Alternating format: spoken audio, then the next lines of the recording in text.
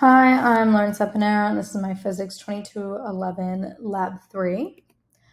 So as an introduction, we were tasked with a star with a mass of 2 × 10⁻30 kilograms orbiting a black hole of an unknown mass, and we were to analyze the star's motion to find the net force on the star, and then calculate the mass of the black hole based on this net force. And the key ideas that were used in the calculations for this lab were Newton's second law of motion, the momentum principle, product rule for differentiation, Newton's universal law of gravitation, and parallel and perpendicular components of momentum. And in this situation, the system was represented by the star, and the surroundings were the black hole, and no other gravitational interactions were present.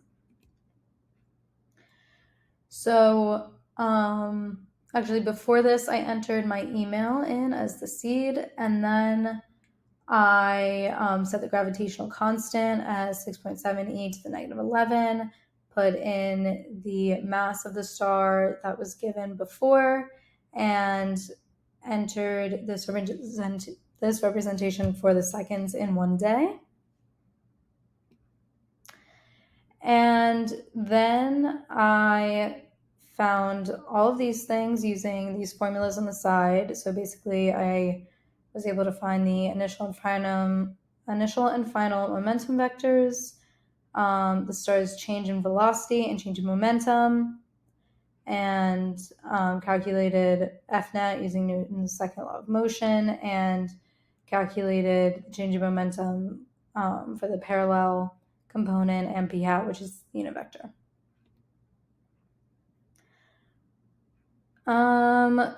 So then I used these formulas to find the parallel and perpendicular components, and was able to apply this method due to the calculations on the right, and because they're based on the fundamental principles. Then I used the F net gravitational formula, and as you can see, the aeroscale must be very tiny because we're using such a large scale when referring to the black hole, the star, and the gravitational pull. And I used 3 different calculated forces along with the scale to visually see each force in relation to motion. So then here we can see that the simulation worked, and the colors here are represented. The pink that you see in the little circle is the parallel component of F net, the blue is the perpendicular component, and orange is overall F net. And so for the results, I was able to calculate the mass of the black hole by using this formula on the side, and I calculated the mass to be 8.32 e to the 33 kilograms. So when answering the question about how the net force and its parallel and perpendicular components are different from the rate of change of momentum and its parallel and perpendicular components, it's basically because the rate of change and its momentum are describing an effect on our system, while F net and its components are the cause totaling each effect. So therefore, they are equal to each other based on Newton's laws. So moving on to part 2, we were tasked with now making it fly around the black hole without crashing.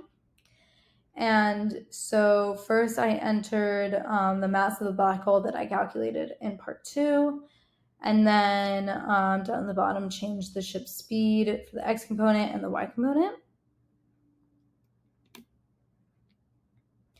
And then pretty much calculated the net force of the planet that is now involved, and found the gravitational force on the planet by the black hole, gravitational force on the planet by the spaceship, and the net force on the planet, and used these formulas here. Then I entered the gravitational force on the spaceship by the black hole, the gravitational force on the spaceship by the planet, and the net force on the spaceship. Then I used Newton's second law and the position update formula and entered those here to enter them as the planet's velocity and position and the ship's velocity and position. And then here are the results. Basically, it worked, and the planet's circular orbit around the black hole is represented in the blue color, and the trajectory of the spaceship is represented in magenta. And using the formulas that I entered before, I found the initial velocity in the x direction to be negative 3.33 e to the 7 meters per second, and the initial velocity in the y direction to be 2.08 e to the 6 meters per second.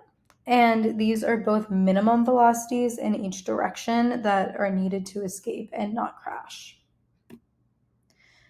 So what if instead of wanting to take a quick look at the black hole and leave, decide to enter into orbit around the black hole? What initial velocity would your spaceship need to have in order to enter some kind of orbit around the black hole? Your spaceship should still not crash into the black hole nor crash into the planet.